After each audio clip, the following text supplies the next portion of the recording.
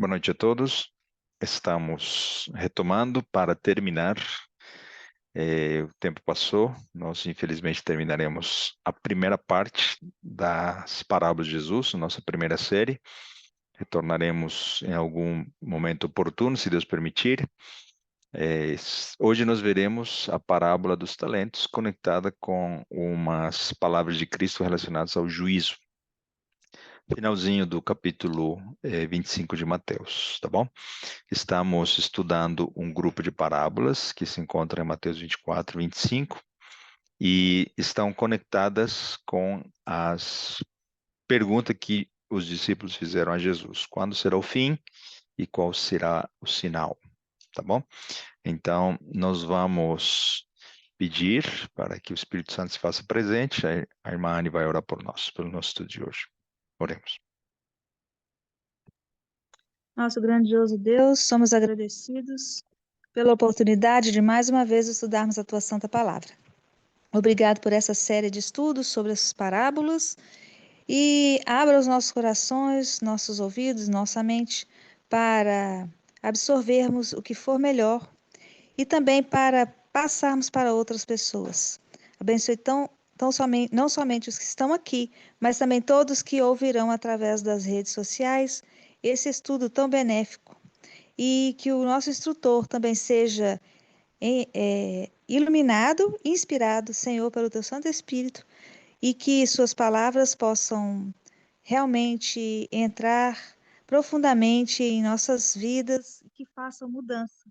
Nós possamos estar cada vez mais desejosos de ver a volta de Jesus, de participar como bons soldados do lado certo e nos santificarmos cada vez mais e mostrar ao mundo, Senhor, as verdades tão maravilhosas que estão encerradas em tua santa palavra. Amém. Abençoe também cada família aqui representada.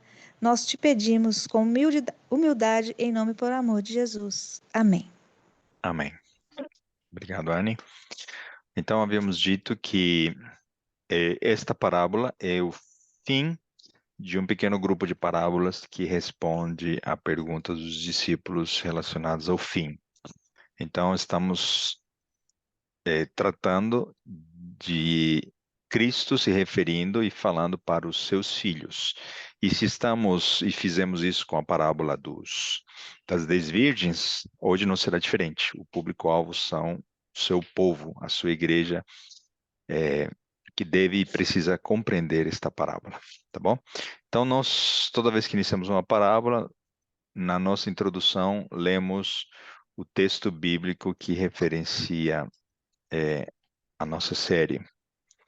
Eu, eu vou pedir um pouquinho de paciência, às vezes o PowerPoint fica um pouco lento, tá bom?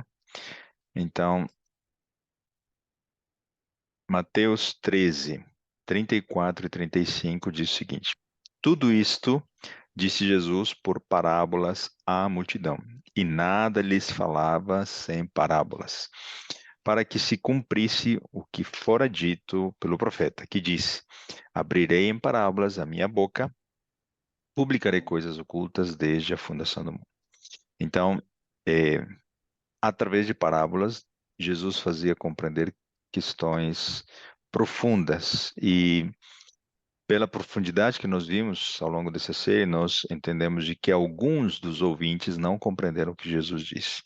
E até mesmo nós, quando ouvimos pela primeira vez essas palavras, não compreendemos. E somente quando eh, tivemos embasamento de Daniel, Santuário, Apocalipse, nós vimos inclusive aplicações proféticas cronológicas de algumas das parábolas. Por isso, nós apenas precisamos nos debruçar, investigar, pegar a concordância, outros estudiosos, teólogos, para entendermos no nosso relacionamento pessoal com Deus o quão profundas e significativas são as palavras de Cristo para a nossa vida.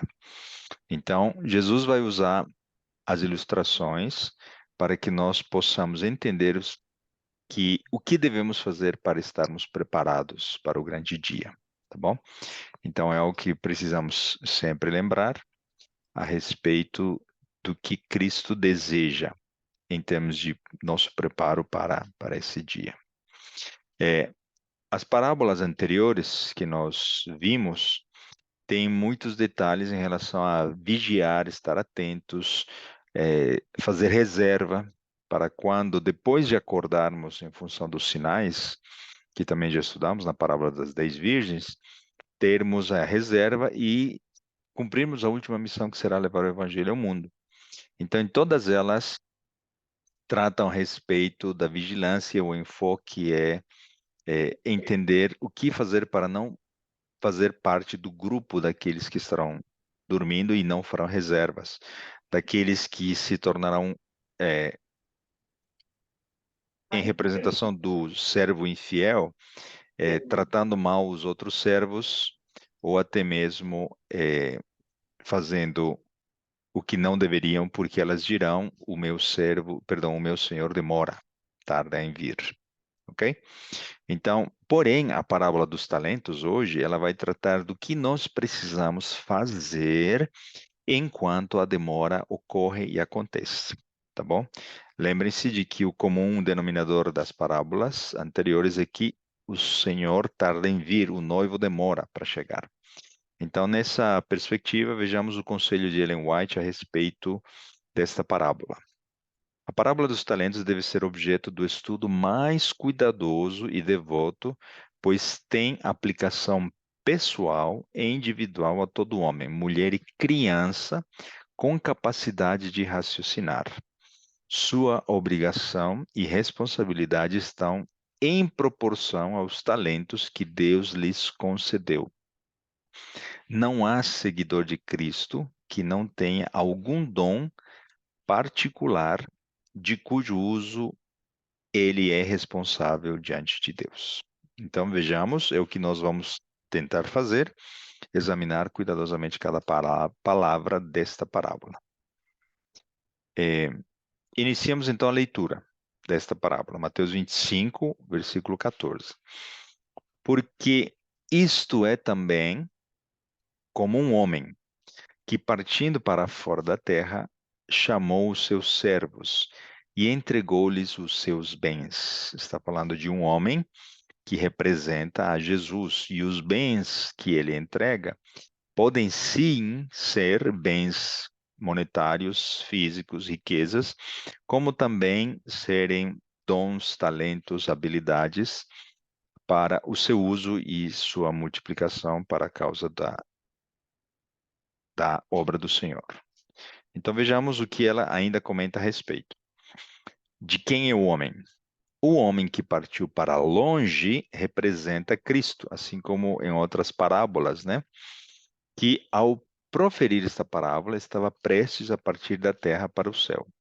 Os servos ou escravos da parábola representam os seguidores de Cristo, escravos no bom sentido, né? Comprados pelo sangue dele, né? Resgatados da escravidão no sentido que nós conhecemos. Não somos de nós mesmos, fomos comprados por bom preço. 1 Coríntios 6:20. Então, já identificamos quem é esse homem, é Jesus. Versículo 15. E a um dos servos, né, deu 5 talentos, e a outro 2, e a outro 1. A cada um segundo a sua capacidade.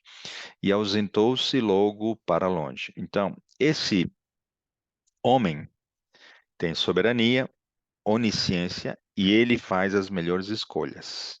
E ele é próspero, ele é rico, porque ele é o criador do universo. Então, ele escolhe, e não estamos falando de predestinação, não estamos falando dos que ele mais gosta, daqueles que ele mais ama, não. Ele está apenas vendo e conhecendo cada um de nós, entregando mais dons para aqueles que têm mais habilidades. Isso não diz de que as pessoas não têm nenhuma habilidade. Percebam, todos recebem habilidades, todos recebem dons, todos recebem a vida, o corpo e criatividade para poder usar o que receberam da melhor forma, tá bom? Então não existe aqui uma predestinação, somente os que se salvarão receberão os dons, somente os que ele escolher, somente os mais capacitados, não é nada disso, tá bom? Todos somos capazes. E na verdade, no fundo, não é uma questão de número, e sim do que nós estamos fazendo com os nossos dons, seja ele um, dois, três, simbolicamente falando, alegoricamente falando, tá bom? Então, claro que nós vamos falar daqui a pouco do objetivo e do que está por trás desse texto. Mas analisando em termos monetários, naquela época um talento equivalia aproximadamente em peso, tá bom? Porque há duas formas de ver: talento como uma unidade de peso ou como uma unidade monetária. Em termos de uma unidade de peso, um talento equivalia a 34 quilos, aproximadamente, tá? Em termos monetários, equivalia a 6.000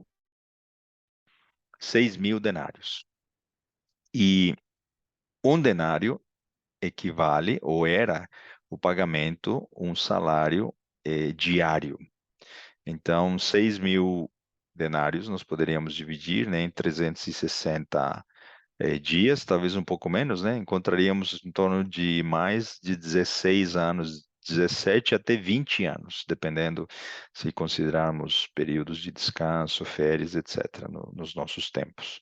Então, era muito dinheiro. Imagine uma quantia de um talento sendo entregue 20 anos de trabalho de investimento para um desses servos. Ou seja, o que menos recebeu muito, tá bom? Então não dá para usar esse pretexto de que recebeu um pouquinho só. Ele não tinha habilidades, não tinha dons, nada disso. Recebeu mais do que era necessário, tá bom? Então, e ele faz isso com cada um dos seus filhos. Vejamos o próximo texto. É, e tendo ele partido, o que recebera 5 talentos negociou com eles e granjeou outros 5 talentos, ou seja, ele multiplicou, fez prosperar. A parábola continua. Da mesma sorte, o que recebera 2 granjeou também outros 2. Mas o que recebera um foi e cavou na terra e escondeu o dinheiro do seu senhor. E muito tempo depois veio o senhor daqueles servos e fez contas com eles. Vejam, aqui já estamos adiantando um pouco, né? Ele vai fazer contas. O que é fazer contas? É fazer um julgamento, um juízo, uma avaliação. Vamos analisar o que você recebeu, o que você produziu, o que você multiplicou, ok? Então, sempre vamos acompanhando os comentários inspirados de Ellen White a respeito desse assunto. No livro Parábolas de Jesus, na página 171. No Monte das Oliveiras, Cristo falara aos discípulos do seu segundo advento ao mundo. Especificara certos sinais que se manifestariam quando sua vinda estivesse próxima, e ordenara aos discípulos que vigiassem e estivessem preparados. Assunto das demais parábolas, das bodas, eh, do ladrão e principalmente das 10 virgens. Novamente repetiu a advertência: vigiai, pois, porque não sabeis o dia nem a hora em que o Filho do Homem há de vir. Mateus 25:13. Mostrou então o que significa aguardar sua vinda. O tempo não deve ser gasto em vigilância ociosa, mas em trabalho diligente. Essa lição ensinou na parábola dos talentos. Ou seja, enquanto o ladrão não vem, enquanto nós não dormimos, ou enquanto estamos dormindo, ou enquanto nos convertemos em servos fiéis, evitando e conhecendo o que não fazer para ser um servo mau, né? Para dizer o meu Senhor demora em vir. Enquanto tudo isso está ocorrendo, esta parábola nos indica que nós precisamos o quê? Trabalhar pelo Senhor. Ok? Continuamos a parábola. Então, aproximando-se o que recebera 5 talentos, e trouxe-lhe outros 5 talentos, dizendo: Senhor, entregaste-me 5 talentos, eis aqui outros 5 talentos que granjeei com eles. E o seu senhor lhe disse: Bem está, servo bom e fiel. Sobre pouco foste fiel, sobre muito te colocarei. Entra no gozo do teu senhor. E chegando também o que tinha recebido 2 talentos, disse: Senhor, Entregaste-me 2 talentos, eis que com eles granjeei outros 2 talentos. 2 servos bem-sucedidos, 2 servos que fizeram o que o seu senhor pedira. Disse-lhe o seu senhor: Bem está, servo bom e fiel. Sobre pouco foste fiel, sobre muito te colocarei. Então, ele está aqui repetindo essas mesmas palavras e abençoando, né, esse trabalho que eles receberam, que eles fizeram. Mas o que ocorreu com o terceiro servo? Mas chegando também o que receberam um talento, disse: Senhor, eu conhecia-te. E vamos explorar um pouco isso. Será que realmente esse servo conhecia a Jesus? Será que nós conhecemos a Jesus? Já vimos que esse homem é Jesus. O que do nosso conhecimento, correto ou incorreto, nos faz pensar dele, e isso nos faz a tomar atitudes equivocadas? Vejam, porque aqui estamos falando do servo que não multiplicou. Eu conhecia-te, ele achava que conhecia, né? Mas na verdade não o conhecia.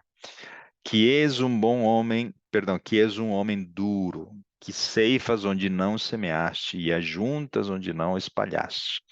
Ou seja, ele sabia que ele era, no mínimo, o quê? Próspero, rico, abençoado. E, atemorizado, escondi na terra o teu talento. Ele começa a falar o teu, né? Ele não fala o meu, né? Assumindo que ele recebera esse talento. Aqui tens o que é teu. Ele estava apenas o quê? Devolvendo esse talento. Respondendo, porém, o seu senhor disse-lhe: Mau e negligente servo, sabias que ceifo onde não semeei e ajunto onde não espalhei? Devias então ter dado a meu dinheiro aos banqueiros, e quando eu viesse, receberia o meu com juros. Palavras duras dadas a um servo mau, tá bom? Não podemos dizer que esse servo era bom, ou poderíamos até dizer, né? Esse servo não foi nem bom nem mau, mas numa classificação intermediária seria considerado por Deus, por Cristo, um servo mau, porque não multiplicou os seus dons. Ok? Então, tirai-lhe, as palavras do homem, tirai-lhe, pois, o talento, e dai ao que tem os 10 talentos. Porque a qualquer que tiver será dado e terá em abundância. Mas ao que não tiver, até o que tem ser-lhe-á tirado. Lançai, pois, o servo inútil nas trevas exteriores. Ali haverá pranto e ranger de dentes. Vejam, novamente as mesmas expressões. O fim dos servos maus será triste. Esse servo, ele sofrerá com o conhecimento do fim dele por ter escondido o seu talento, não ter prosperado, não ter trabalhado, não ter multiplicado. Então veja, a ênfase é o que fazer enquanto Jesus não volta. Vejam o que Ellen White diz a respeito da parábola. Na parábola dos talentos, o homem a quem foi confiado um talento manifestou um espírito invejoso e escondeu o dinheiro. Invejoso por quê? Porque ele olhava muito para as posses do seu patrão, do dono daquele homem. E ele, ao mesmo tempo que era invejoso, ele era medroso, não era corajoso, não exercia fé, confiança, porque não conhecia totalmente o seu dono, perdão, o seu patrão. De forma que seu senhor não pôde ser beneficiado por ele, ou seja, ele não o abençoou aumentando as riquezas do seu senhor, escondendo esse talento. Quando lhe foi exigido que prestasse contas de sua mordomia, de sua gestão, né? O servo desculpou a negligência, pondo a culpa em quem? Sobre o seu senhor. Então, não estamos falando de alguém que era morno, que estava em cima do muro. No final, nós sabemos qual será o fim das pessoas que estão ali nessa situação. Estamos falando de alguém que tem aparência de cristão, acredita e vive dentro do meio da vinha, né? Porém, ele convive em pecado, porque pecado é colocar a culpa em alguém que não cometeu essa culpa. Reflexo do que ocorreu no Éden, né? A mulher que tu criaste, a serpente que tu criaste. Então, um foi colocando a culpa no outro. E afinal de contas, quem era o culpado na queda do homem? Deus, o próprio Criador. E aqui é a mesma coisa, né? Então, esse servo, ele vai além da mornidão e estar em cima do muro. Ele acusa, pelas boas características do seu senhor, o motivo suficiente para ele esconder esse talento. Ok? Vamos adiante. É, o PowerPoint não está ajudando. Então, nós vemos que existem dois tipos de servos, novamente, né? O tempo todo Jesus falou, trigo, joio, sempre classificando em dois grupos, os bons e os maus. Somente a partir da parábola das 10 virgens que ele classificou os seus filhos em dois grupos. E neste caso, continuação da parábola das 10 virgens, estes dois grupos são os que fazem parte do povo de Deus, da sua igreja, tá bom? Aqui estamos ilustrando o servo mau, aquele que escondeu, aquele que não teve coragem de multiplicar. O que aconteceu? E muito tempo depois, trazendo de volta algum texto da parábola, né? E muito tempo depois veio o Senhor daqueles servos e fez contas com ele. Novamente vemos o quê? A demora. Em quase todas as parábolas nós vimos o denominador comum, a demora. O servo mau em Mateus 24:48 disse: Meu senhor demora em vir, o ladrão chega na hora menos esperada, tarde da noite. No caso das 10 virgens, todas dormiram porque o noivo demorou. É como se Deus estivesse tentando nos dizer: Olha, eu vou demorar para enviar o meu filho para levar vocês, trazer vocês de volta para casa, porque todos vocês terão tempo suficiente para orar, pensar, se preparar, aceitar, rejeitar, multiplicar, esconder os seus dons, fazer reserva, decidir não fazer reserva. Todos nós teremos tempo suficiente para tomarmos todas essas decisões, eh, em ilustração de todos esses elementos das parábolas que já estudamos até aqui.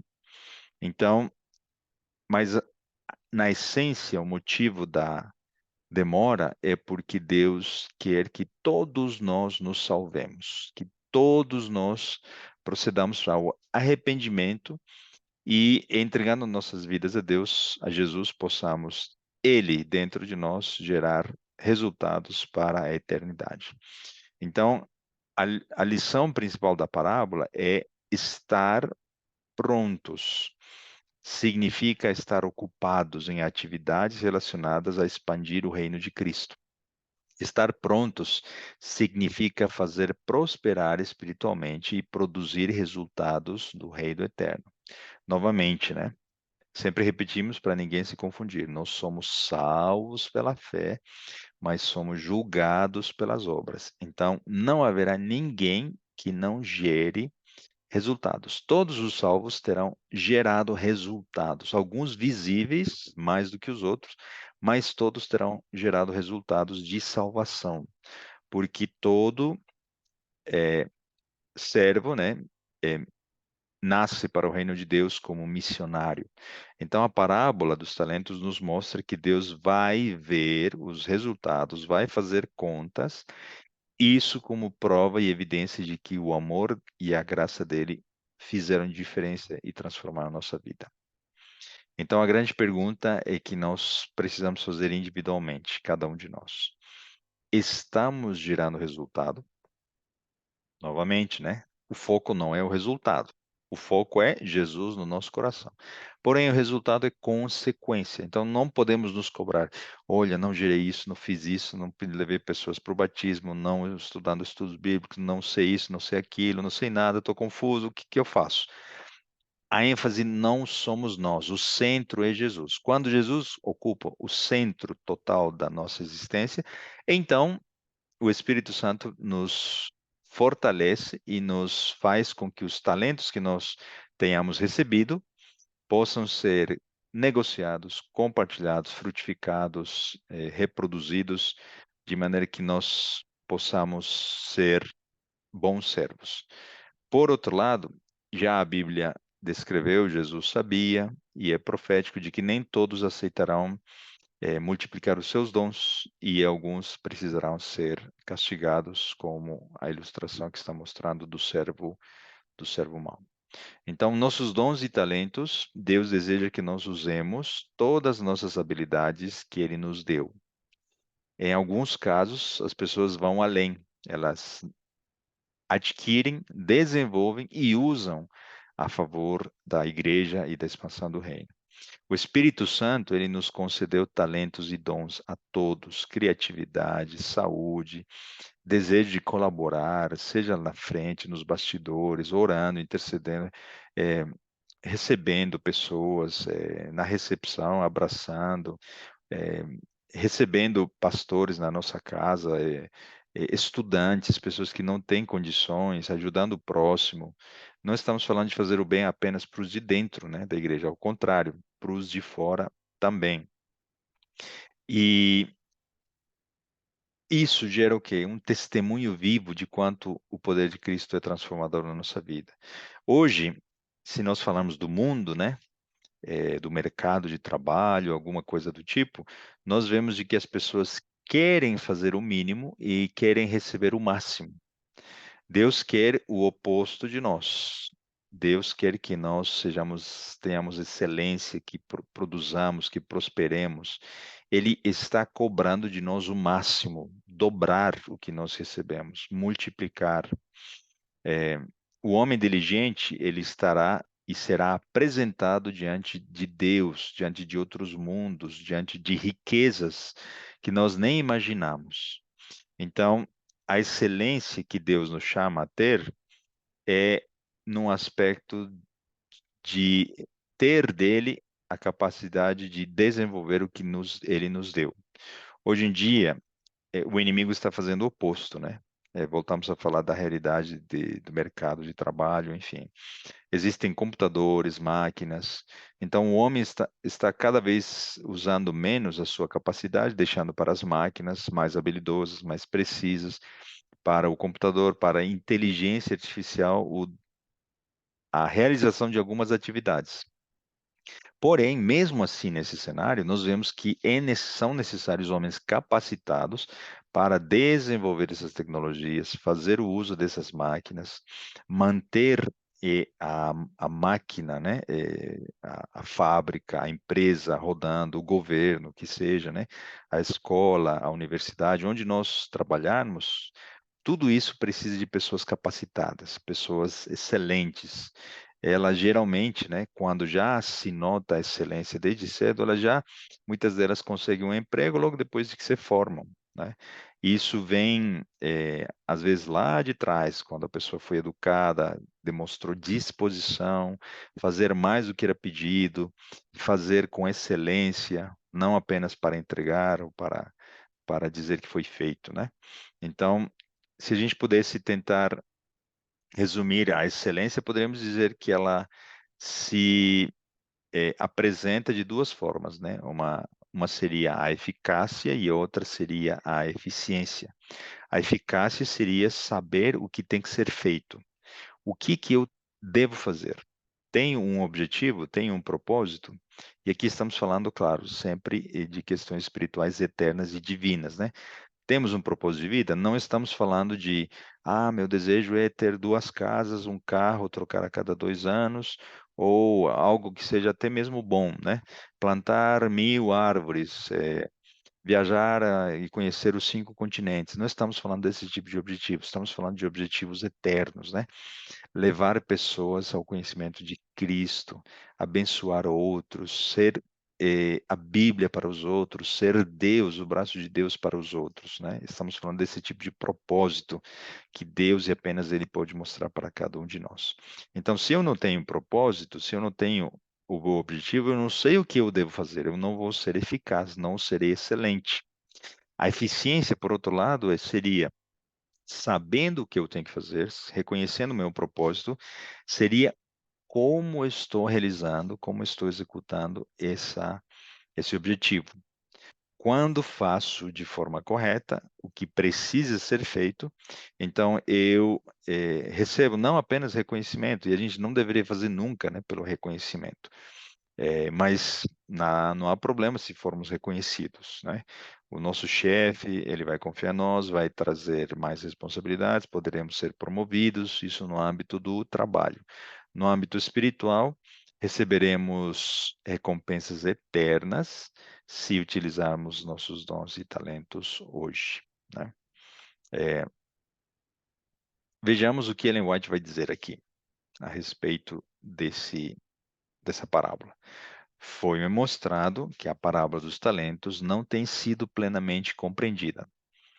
Esta importante lição foi dada aos discípulos para benefício dos cristãos que viveriam nos últimos dias.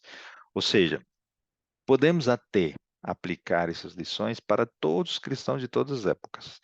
Porém, é para nós, principalmente. Se essa parábola vem logo depois da parábola das 10 virgens, então quem é o público-alvo? Os cristãos que viverão nos últimos dias. E estes talentos não representam meramente a capacidade de pregar e instruir pela palavra de Deus. Então, ela está dizendo, olha, não está somente falando de quê? De dons espirituais e talentos em outras áreas. Vejam outra abordagem que ela faz, que também inclui. A parábola aplica-se aos recursos temporais que Deus confiou ao seu povo. Aqueles a quem foram dados os 5 e os 2 talentos, negociaram e duplicaram aquilo que lhes fora dado em depósito. Deus exige que os que possuem bens, então está falando aqui de quê? Que a aplicação também é literal no aspecto da riqueza dos bens. Ponham seu dinheiro em giro para ele. Ponham-no na causa para espalhar a verdade. E se a verdade habita no coração do recebedor, ele também, com seus recursos, ajudará a enviá-la a outros. E por meio dos seus esforços, sua influência e seus meios, outras pessoas abraçarão a verdade e começarão, por sua vez, a trabalhar para Deus. Ou seja, Deus deseja a nossa salvação, mas através da prosperidade material dos seus filhos, Ele quer abençoar a sua missão, pregação, rádio, TV, livros, literatura, conferências, recursos diversos atuais, né? Se fizermos um rápido comentário a respeito de todos os patriarcas, os homens de fé, todos eles eram prósperos, riquíssimos. Jó, Abraão, Jacó, tiveram muitas riquezas. E eles não só devolviam os dízimos, e isso é algo que é o mínimo que um servo bom deveria fazer, né? Reconhecer que tudo que recebe de Deus, devolver com alegria, porque sabe que recebeu de Deus, e multiplicar, ir além, tá bom? Então, não há limite, inclusive no aspecto material, para esse crescimento. Vi que alguns dentre os que professam ser seu povo são como o homem que escondeu o talento na terra. Impedem que seus bens sejam de proveito na causa do Senhor. Pretendem que os mesmos lhes pertencem. O que estão fazendo? Como servo mau, estão guardando, não estão multiplicando. E que eles têm o direito de fazer o que lhes aprouver com o que é seu. Noção equivocada, né? O que nós temos não é nosso. A nossa vida não nos pertence. Nós fomos criados por Deus e fomos resgatados por Ele. O nosso corpo não nos pertence. Nossos olhos, nossos ouvidos, tudo que colocamos dentro de nós é para agradar ao Senhor, porque nós somos santuário, né? Templo do Espírito Santo. Então vejam, quando nós invertemos e temos uma noção equivocada de quem nós somos, de quem Ele é, nós não multiplicamos nossos dons e talentos. E, e que eles têm o direito de fazer o que lhes aprouver com o que é seu. E não se salvam pessoas mediante cuidadosos esforços de sua parte, com o dinheiro do seu Senhor. Os anjos fazem um fiel relatório da obra de todo homem, e ao ser feito juízo sobre a casa de Deus, registra-se a sentença de cada um junto ao seu nome. E o anjo é comissionado a não poupar os servos infiéis, mas a derribá-los no tempo da matança. E o que lhes fora confiado em depósito lhes é tirado. Seu tesouro terrestre é então dissipado, e perderam tudo. E as coroas que poderiam haver usado caso tivessem sido fiéis, serão colocadas na fronte dos que foram salvos pelos servos fiéis, cujos recursos estiveram constantemente em giro para Deus. E cada um que foi salvo por intermédio deles, acrescenta estrelas à sua coroa de glória, aumentando-lhes a recompensa eterna. Mensagem direta e dura, não é? Para os nossos bolsos, na verdade, para os nossos corações, porque no fundo é onde está o nosso tesouro. Se queremos e achamos que o nosso tesouro está em Sodoma e Gomorra serão queimados. Se achamos que estão nos nossos bens materiais, nos nossos imóveis, tudo será destruído. Se viemos sem nada e vamos embora sem nada e no meio descobrimos que Deus entregou tudo por nós, precisamos entregar o quê? Tudo. E não sendo possuidores de nada, vivemos com tranquilidade, com felicidade, sem preocupações. Podemos até ter seguro, não há problema com essas questões, né, do nosso dia a dia. Mas se temos essa noção de que tudo pertence a Deus, os anjos estão protegendo nossos bens, não há preocupação, nosso coração não está preocupado com isso. E quando necessário for largar, perder emprego, perder conexão com os bens materiais, teremos, não vou dizer facilidade, mas pelo menos saberemos que será parte do processo, né? Então, assim como Ló foi retirado às pressas, talvez muitos de nós seremos retirados às pressas. Porém, precisamos investir na causa de Deus, inclusive nossos bens materiais. Mateus 20, 26 a 28, vejam o que diz. Não será assim entre vós, mas todo aquele que quiser entre vós fazer-se grande, seja vosso servo, e qualquer que entre vós quiser ser o primeiro, seja vosso servo. Bem como o Filho do Homem não veio para ser servido, mas para servir e para dar a sua vida em resgate de muitos. Eu conheci alguns amigos empresários que eles falavam: olha, o Senhor está me prosperando e eu estou abençoando a causa de Deus, não só com dízimos, com doações. E eles, tão ocupados que estavam, né, nos seus trabalhos, nos seus afazeres, viajando, eles viam que eram abençoados e eles compartilhavam essas bênçãos, construindo templos, doando terrenos. Então, tem muita gente que é rica, tem posses, não prega, não canta, não desenvolve aparentemente dons na igreja, mas doando os seus bens, eles estão abençoando muitas outras pessoas, né?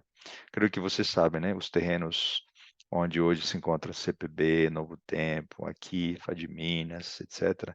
Sempre é uma união de doações de pessoas que doaram algum complemento da igreja, da união, da missão, da associação, e doações dos irmãos que, juntando aos pouquinhos, através de projeto, completaram, né, o pagamento desses imóveis.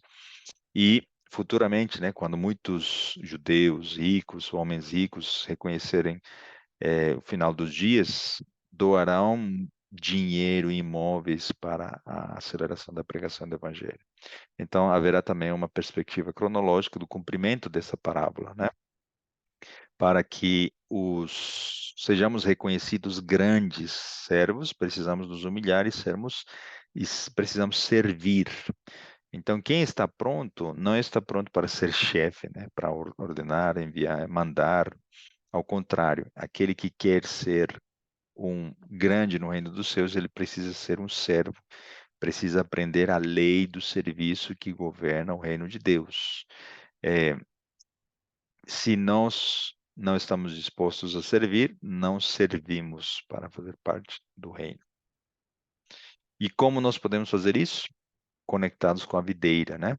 Jesus nos diz: Eu sou a videira, vós as varas. Quem está em mim e eu nele, esse dá muito fruto, porque sem mim nada podeis fazer. Se alguém não estiver em mim, será lançado fora, como a vara, e secará, e os colhem e lançam no fogo e ardem. Se vós estiverdes em mim, e as minhas palavras estiverem em vós, pedireis tudo o que quiserdes e vos será feito. Conectados com Jesus, poderemos gerar frutos, bênçãos, compartilharemos, seremos alegria, bênçãos para outros. Se não estamos gerando resultados, é, em nós, em primeiro lugar, né, e depois para o reino de Cristo, precisamos examinar nossa vida. Será que em algum momento da nossa vida perdemos o contato do nosso galho com a vide, a videira? Ou talvez porque nunca ou em algum momento nos conectamos a ele? De maneira rápida, né? Nós terminamos assim essa parábola e nós vamos falar agora do juízo, tá bom? Então, veja, nós recapitulamos e estudamos em profundidade a parábola do ladrão da noite. É, Jesus demorará para vir e será uma surpresa para muitos. Parábola do servo bom e servo mau, que diz: O meu Senhor tarda em vir. As virgens, demoramos 4 episódios para estudá-la. E hoje a dos talentos. A chave desta parábola é trabalhar para a causa, estar ocupado, servindo, produzindo, multiplicando. E agora nós veremos quais serão as palavras de Jesus em relação a esses servos, a essas pessoas virgens que são ilustrados nas parábolas anteriores. E quando o Filho do Homem vier em sua glória e todos os santos anjos com ele, então se assentará no trono da sua glória. Vejam, tudo termina, né? Com a vinda de Jesus. E todas as nações serão reunidas diante dele, e apartará uns dos outros, como o pastor aparta os dos bodes as ovelhas. Qual será o fim? Somente haverão 2 grupos. Haverão os que forem salvos, as ovelhas, e os bodes, os que serão destruídos. Um pastor que terá que dizer: Olha, eu conheço somente algumas das ovelhas, né? E apartai-vos de mim, que eu não vos conheço. Mateus 25, 33, 34. E porá as ovelhas à sua direita, mas os bodes à sua esquerda. Então dirá o rei aos que estiverem à sua direita: Vinde, benditos de meu Pai, possuí por herança o reino que vos está preparado desde a fundação do mundo.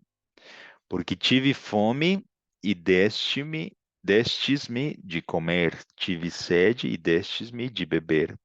Era estrangeiro e hospedastes-me. Estava nu e vestistes-me. Adoeci e visitastes-me. Estive na prisão e fostes-me ver. Então os justos lhe responderão, dizendo: Senhor, quando te vimos com fome e te demos de comer, ou com sede e te demos de beber? E quando te vimos estrangeiro e te hospedamos, ou nu e te vestimos? E quando te vimos enfermo ou na prisão e fomos te ver? Vejam que interessante, né? Todos eles, essas ovelhas, fizeram o bem sem esperar nada em troca. Fizeram o bem sem pensar que estariam fazendo, multiplicando seus dons, ajudando outros, ou até mesmo cumprindo as palavras de Cristo, né? E respondendo o rei lhes dirá: Em verdade vos digo que quando fizestes a um destes meus pequeninos irmãos, a mim o fizestes. Quem faz, não acha que está fazendo para o reino de Deus, né? Está simplesmente cumprindo o seu papel, né? Como ser humano, ajudando o próximo, por amor. Então dirá também aos que estiverem à sua esquerda. Aqui está falando para os bodes, né? Para 5 que dormiram e não fizeram reserva. Para o servo mau, para o joio, para o servo infiel que escondeu o seu talento. O que dirá Deus? Apartai-vos de mim, malditos, para o fogo eterno, preparado para o diabo e os seus anjos. Porque tive fome e não me destes de comer, tive sede e não me destes de beber. Sendo estrangeiro, não me hospedastes, estando nu, não me vestistes, e enfermo e na prisão, não me visitastes. Então eles também lhe responderão, dizendo: Senhor, quando te vimos com fome e com sede, ou estrangeiro, ou nu, ou enfermo, ou na prisão, e não te servimos? Em que consistirá então o fim de todos eles? Nenhum dos dois grupos reconhecerá. Um, porque praticam o amor sem ver a quem, e o outro pratica o egoísmo, porque acha que tudo que eles possuem é direito, eles conseguiram pelos seus próprios bens, e nem tiveram tempo de eh, reconhecer todas as pessoas que estavam nessas condições para ajudá-las. Tiago 1:27 diz: A religião pura e imaculada para com Deus e Pai é esta: visitar os órfãos e as viúvas nas suas tribulações e guardar-se incontaminado do mundo. Então, é, vejamos como hoje existem grupos, né, de pessoas que se dizem excluídas, que fazem muito barulho e que inclusive nos levam a esquecermos de um grupo que não faz nada de barulho, que sofre muito, aqueles que perderam seus pais, aqueles que perderam seus maridos e que não têm como levar o sustento para casa. Então, o verdadeiro amor é praticado pelas pessoas que amam os mais fragilizados, né? E como nos textos anteriores, né? Quantas pessoas dirão, em teu nome fizemos isso, em teu nome fizemos aquilo, ajudamos, levamos aquilo, preparamos ajuda, sopa, pregamos, demos estudos bíblicos, né? O quanto de tudo isso pode não resultar em nada quando estamos desconectados da videira. No caso dos amigos de Jó, eles vieram e começaram a falar a respeito de Deus, da sua justiça, de como ele era, das motivações dele para fazer isso com Jó, de que ele não erra, de que Jó estava recebendo de maneira justa tudo aquilo. E quando se terminaram todos os argumentos, né, Deus veio então para corrigi-los. Se nós fôssemos um dos amigos de Jó, será que nós traríamos os mesmos argumentos? O terrível de tudo isso é que poderemos falar a respeito de Deus, da sua justiça, do conhecimento da Bíblia teórico, e, e mesmo assim poderíamos estar totalmente equivocados a respeito do caráter do nosso Deus. Todos esses amigos eram teólogos, conheciam a respeito de Deus, mas estavam completamente equivocados. Deus deu a razão a Jó, e assim eles puderam reconhecer seu erro, né? Então, essa religião que Deus nos propõe, ela é em função do verdadeiro conceito que nós temos que ter de Deus. Quem ele é para nós? Um tirano, déspota, que escolhe apenas os que ele quer abençoar, predestina só os que ele ama, que ele quer, ou ele ama todos, quer o bem de todos e ele é amor e justiça ao mesmo tempo, né? Vamos para o fim do nosso estudo. Romanos 13, 8 a 10. Estamos falando da essência do cristianismo, do que é viver, né? É, multiplicando nossos dons. A ninguém devais alguma coisa, a não ser o amor com que vos ameis uns aos outros. Porque quem ama aos outros cumpriu a lei. Qual é o resumo da lei, do cumprimento da lei? O amor. Com efeito, não adulterarás, não matarás, não furtarás, não darás falso testemunho, não cobiçarás. Se há algum outro mandamento desta palavra, se resume: amarás o teu próximo a ti mesmo. Se você ama seu próximo, você não vai pegar os bens dele, a mulher dele, você não vai cobiçar o que ele tem, você não vai matar, você não vai falar falso testemunho contra ele. Então, a lei se resume em amor. O amor não faz mal ao próximo. De sorte que o cumprimento da lei é o amor, porque a lei resume o caráter de Deus, pois Deus é amor. Miqueias 6 a 8 diz: Com que me apresentarei ao Senhor e me inclinarei diante do Deus Altíssimo? Apresentar-me-ei diante dele com holocaustos, com bezerros de um ano. Agradar-se-á o Senhor de milhares de carneiros ou de 10.000 ribeiros de azeite? Darei ao meu primogênito pela minha transgressão, o fruto do meu ventre, pelo pecado da minha alma. Ele te declarou, ó homem, o que é bom e o que é o que o Senhor pede de ti, senão que pratiques a justiça e ames a benignidade e andes humildemente com o teu Deus. O talento que Deus nos dá é para praticarmos justiça, para amar a benignidade e ajudar os outros. Deus poderia curar, ensinar, abençoar através de diversas formas, através dos anjos, através de milagres, a todas as pessoas, a cristãos, ímpios, pagãos. Mas ele preferiu usar os seus filhos para fazer tudo isso.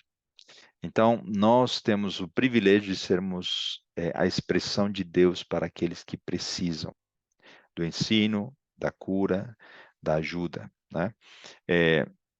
O serviço é a realização máxima do cristão, né? Então, se nossos talentos só servem para nós mesmos, para ganharmos mais dinheiro, para sermos mais elogiados ou etc., né? Nós não vamos ficar bem resolvidos espiritualmente. Teremos um fim trágico. Teremos problemas internos, nós nos reconheceremos equivocadamente como quem nós somos. Seria como comer e comer e não ir ao banheiro, né? Seria como beber e beber e beber e acumular e não ir ao banheiro. Seria, em lugar de uma bênção, seria uma maldição, não usar e desenvolver nossos dons, nossos talentos. Precisamos receber esses talentos, assimilar, entender e ver que Deus tem um propósito com eles e levá-los para outros, para sermos exemplos, para formarmos novos líderes, novos discípulos, para darmos exemplos para os nossos filhos de que eles precisam fazer o mesmo. Então, o sucesso, ele espiritual, está diretamente conectado com o uso e o serviço dos talentos para a causa de Deus, tá bom? Existe um exemplo, uma ilustração muito singela, né? O mar da Galileia, dele sai o Rio Jordão, e enquanto o Rio Jordão ele percorre, ele torna férteis os seus arredores. E ele desemboca no Mar Morto. O Mar Morto, ele recebe as águas do Rio Jordão e ele não compartilha, não dá vazão. E assim ele se torna morto, sem vida. Nós deveríamos ser como o Mar da Galileia, né? Recebe e dá, compartilha, não como o Mar Morto que apenas recebe e recebe. Mateus 9,13, indo para o fim do nosso estudo. Ide, porém, e aprendei o que significa misericórdia quero e não sacrifício, porque eu não vim a chamar os justos, mas os pecadores ao arrependimento. Mas se vós soubesseis o que significa misericórdia quero e não sacrifício, não condenaríeis os inocentes. Ai de vós, escribas e fariseus. Creio que eles representam a versão daqueles que se perderão, né? Ditos cristãos, teólogos, apenas conhecedores, mas cheios de si, achando-se que eles se salvariam, mas na verdade eram os primeiros a estarem perdidos, né? Hipócritas, pois que dizimais a hortelã, o endro e o cominho, e desprezais o mais importante da lei, o juízo, a misericórdia e a fé. Deveis, porém, fazer estas coisas e não omitir aquelas. Vejam o que Ellen White diz no livro Testemunho para a Igreja, volume 3. A ideia de mordomia devia ter influência prática sobre todo o povo de Deus. A parábola dos talentos, devidamente compreendida, excluirá a cobiça, que Deus chama de idolatria. A beneficência prática dará vida espiritual a milhares de professos nominais da verdade, que ora lamentam as próprias trevas. Ela os transformará de egoístas e cobiçosos adoradores de Mamon em zelosos e fiéis colaboradores de Cristo na salvação dos pecadores. Deus quer que nós eliminemos o amor ao dinheiro, né? O amor aos nossos bens, às nossas posses. Precisamos quebrar um pouco, às vezes temos uma construção de uma cultura da meritocracia. Eu suei, eu trabalhei, conquistei, e tudo isso é justo, não há problema com isso, né? Mas talvez por esse pensamento ficarmos prisioneiros a algo que nos custou 30, 40 anos para construir. Que não estejamos presos nem mesmo a esse raciocínio, né? Na hora de desvincularmos para doarmos para que seja para a causa de Deus. Eu me lembro que quando eu estudava na faculdade, eu tinha apenas uma bicicleta. E eu falava assim, Senhor, se o Senhor me conceder um dia a bênção de ter um carro, eu quero usá-lo para poder pregar, para poder dar estudo bíblico, para visitar. Se o Senhor me abençoar um dia tendo um lugar onde eu morar, que ele seja para reunir um pequeno grupo, para que possa receber outras pessoas, pessoas que, como eu, já foram estudantes, né? Estrangeiros chegando num lugar onde não tinham familiares. E Deus tem nos abençoado para que nós reconheçamos de onde Deus nos tirou, né? Ele nos quer prósperos na medida suficiente para não perdermos de vista o que é valioso, o que é o eterno, e que ensinemos aos outros, né, o valor das coisas. Porque toda a lei se cumpre numa só palavra, nesta: amarás ao teu próximo como a ti mesmo. E todas as nações serão reunidas diante dele, e apartará uns dos outros, como o pastor aparta dos bodes as ovelhas. Terminamos com esse verso, que é o último das palavras de Cristo em relação às parábolas que nós estudamos. Qual será o nosso fim? Seremos classificados como bodes ou como ovelhas? Estamos amando o nosso próximo? Estamos orando por aqueles que gostam de nós, aqueles, inclusive, que são os nossos inimigos? Queremos, de fato, sermos como ovelhas? Não nos encontramos num templo, né, para fazer um apelo tradicional, para pedir que todos levantem a mão, para que depois da música cantada tomemos uma decisão, mas creio que podemos fazer esse exercício, né? Será que todos nós queremos fazer parte do grupo das ovelhas?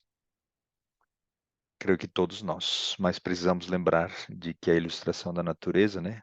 Essas ovelhas são animais tontos, são meio deslocados, são meio até ingênuos, eles não têm malícia. Mesmo assim, queremos sermos como ovelhas. As ovelhas são tontas porque nem mesmo sequer pensam no perigo, porque elas não sabem, não pensam no perigo. Queremos ainda sermos como ovelhas, e as ovelhas não têm chifres para se defender, para lutar pelos seus direitos, né, pelas injustiças, porque aguardamos a justiça divina. Queremos mesmo assim sermos ovelhas. As ovelhas, elas doam a sua lã e elas passam frio, dependendo da época do ano. E outras até são usadas para serem comidas, né? Queremos mesmo assim sermos ovelhas, somente quando nos humilharmos, né, diante do nosso pastor, seremos ovelhas dependentes dele e, ouvindo a sua voz, iremos com alegria para onde ele nos mandar. Que Deus nos abençoe para que não apenas tenhamos gostado dessa série a respeito das parábolas de Jesus, mas que esse conhecimento tenha nos levado a tomarmos decisões para preparação, vigilância, reserva do azeite e agora ter a certeza de que precisamos trabalhar. Quem trabalha não dorme. E mesmo trabalhando, dormiremos, mas a reserva será suficiente para quando acordarmos, estarmos felizes, levantando a cabeça pois Jesus estará voltando. Que Deus os abençoe. Oremos. Querido Pai, nosso bom Deus, te agradecemos por esse momento, nesse tempo que nós pudemos estudar a Tua Palavra. Entregamos, Senhor, nossas vidas nas Tuas mãos e pedimos perdão pelos nossos pecados, porque entendemos, Senhor, que precisamos de mudanças. Abençoe aqueles que estão estudando conosco a Tua Palavra, aqueles que ouvirão. Te agradecemos pelos conselhos, advertências e por tudo que fizeste, fazes por nós e ainda farás. Entregamos, Senhor, nosso futuro nas tuas mãos, nossos bens, talentos, dons, que teu Santo Espírito nos ajude a prosperar, a multiplicar para a alegria da tua causa, trazendo mais pessoas para o conhecimento desse amor tão grandioso. São bênçãos que nós pedimos e agradecemos. Em nome de Jesus. Amém.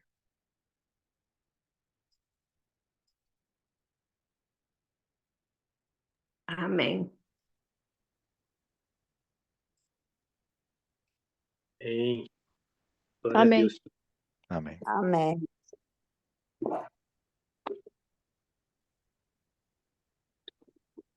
Só um minutinho. Estou tendo até dificuldades com o mouse para poder terminar a transmissão.